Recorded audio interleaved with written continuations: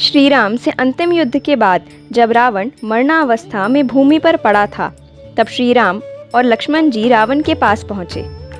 उस समय श्री राम लक्ष्मण जी को कहते हैं, हे लक्ष्मण, आज ज्ञान का महान पंडित हमसे विदा लेने जा रहा है, इसलिए तुम रावण के पास जाओ ताकि वह तुम्हें ज्ञान प्रदान कर सके। प्रभु श्री राम की आज्ञा से लक्ष्मण रावण के मुख के सामने जाकर खड़े हो जाते हैं। यह देख रावण उनको कुछ भी उत्तर नहीं देता है। उत्तर ना मिलने के कारण लक्ष्मण जी श्री राम जी के पास जाकर उनको कहते हैं कि रावण तो मौन अवस्था में है और वह मेरी किसी भी बात का उत्तर नहीं दे रहे। यह सुन श्री राम जी कहते हैं कि अगर तुम्हें किसी से ज्ञान की बात लेनी है तो तुम्हें उसके सिर नहीं बल्कि उसके चरणों के पास खड़ा होना चाहिए।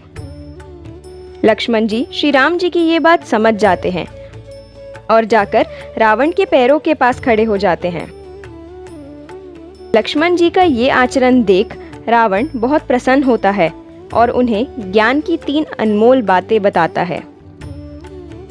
पहली बात वो कहता है कि व्यक्ति को शुभ काम जितना हो सके उतना जल्दी कर लेना चाहिए और अशुभ काम को जितना हो सके उतना टालना चाहिए।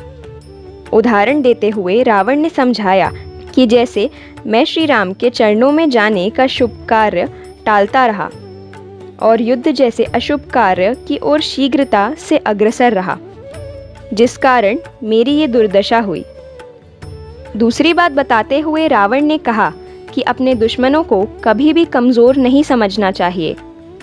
जैसे मैंने श्री राम और उनकी वानर सेना को कमज़ोर समझने की भूल की और वह भूल मुझ पर हावी पड़ गई। रावण ने विदा लेते हुए तीसरी और अंतिम बात कही कि हमें कभी भी अपने गुप्त रहस्य किसी को भी नहीं बताने चाहिए, चाहे वह हमारा कितना भी करीबी क्यों ना हो। उसने कहा कि विभीषण मेरे सभी रहस्य जानता था, इसी कारण से मैं युद्ध में परास्त हुआ और मेरे साथ मेरे वंश का भी नाश हो गया। दोस्तों, तो ये थी रावण द्वारा लक्ष्मण जी को बताई गई 3 ज्ञान की बातें। उस समय पूरी धरती पर सबसे शक्तिशाली और विद्वान होने के बाद भी रावण के अहंकार और इन 3 गलतियों के कारण रावण का यह परिणाम हुआ। रावण जैसे शक्तिशाली योद्धा और महान ज्ञाता की कही ये बातें भले ही रामायण काल की हों, पर आज भी ये उतनी ही सटीक सिद्ध होती हैं। तो दोस्तों, आपके इस बारे में क्या विचार है, कमेंट्स में ज़रूर बताइएगा। साथ ही ऐसी ही और इंटरेस्टिंग वीडियोस के लिए चैनल को सब्सक्राइब कर बेल आइकन प्रेस करना ना भूलें। तो जल्द ही मिलते हैं एक और नई वीडियो के साथ। जय श्री राम।